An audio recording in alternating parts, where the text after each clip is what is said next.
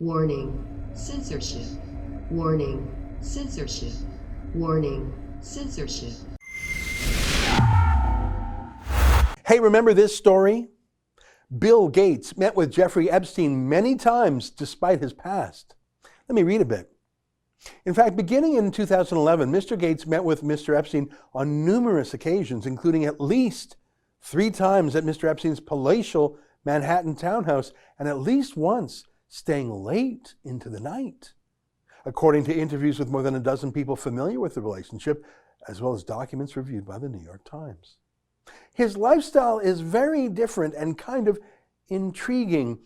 Although it would not work for me, Mr. Gates emailed colleagues in 2011 after his first get-together with Mr. Epstein. Of course, he went on to have many, many more get-togethers, so I guess it was intriguing. You'd think this relationship would come up just about every time Bill Gates is on TV. He was friends with Jeffrey Epstein, visited him frequently, stayed at his house late into the night, and his lifestyle was intriguing. And that's just what we know about. Imagine letting this guy on TV without asking about it. Every time it would be like having Harvey Weinstein on to talk about films and not asking him about all the rapes. And I think they said it was just a conspiracy theory, that there's a cabal of billionaire pedophiles out there. Yeah, you stick with that. I've had the story for 3 years. I've had this interview with Virginia Roberts. We would not put it on the air. First of all, I was told, who's Jeffrey Epstein? No one knows who that is. This is a stupid story. Then the palace found out that we had her whole allegations about Prince Andrew and threatened us a million different ways. We were so afraid we wouldn't be able to interview Kate and Will that also quashed the story. And then Alan Dershowitz was also implicated in it because of the planes.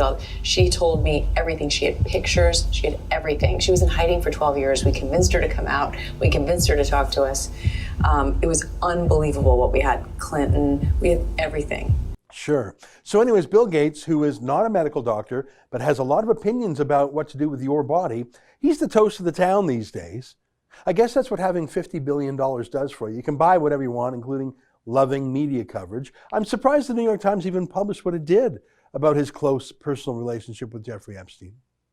So he wants a vaccine for the coronavirus to be mandatory for every single human to be forced to take it. He's said so repeatedly, as in men, women, children, all 7 billion of us, which is odd because kids don't really get the coronavirus.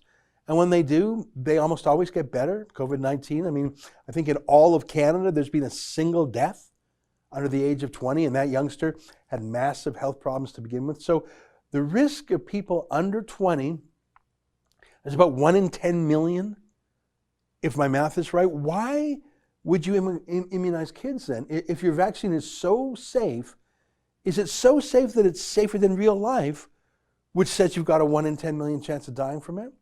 If you're a kid, 7 billion people, that includes kids, pregnant moms, moms who are nursing babies, you're going to jab them all with a vaccine that was only invented a few months ago that hasn't been tested on any kids or any nursing moms yet. And you call this public health? Oh, you bet. Jeffrey Epstein's buddy says that's ethical. And Jeffrey Epstein buddy knows a lot about morality, doesn't he? Here's an interview he did. The efficacy of vaccines in older people is always a huge challenge. You know, it turns out the flu vaccine isn't that effective in elderly people. Most of the benefit comes from younger people not spreading it because they're vaccinated, and that benefits on a community basis the elderly. Here, we clearly need a vaccine that works in the upper age range because they're most at risk of that. And doing that so that you amp it up so it works in older people and yet you don't have side effects. You know, if we have 1 in 10,000 side effects, that's, way more, 700,000, people who will suffer from that. So really understanding the safety at gigantic scale across all age ranges, pregnant, male, female, undernourished, existing comorbidities, it's very, very hard. And that actual decision of, okay, let's go and give this vaccine to the entire world, governments will have to be involved because there will be some risk and indemnification needed before that can be decided on. Boy, there's a lot in there, isn't it? He wants to really amp it up for seniors, give them a big dose of it. This guy is not a doctor, let me remind you, but his advice is to really amp up doses of the vaccine to seniors. Now, I'm not sure if that sounds right. You know what a vaccine is, right? It's small amounts of the virus, hopefully inert, that cause the body to build up defenses to the virus, like giving someone a tiny bit of poison so they can build up a tolerance of it. That's a layman's explanation of a vaccine, but Bill Gates wants to really amp up that dose for seniors.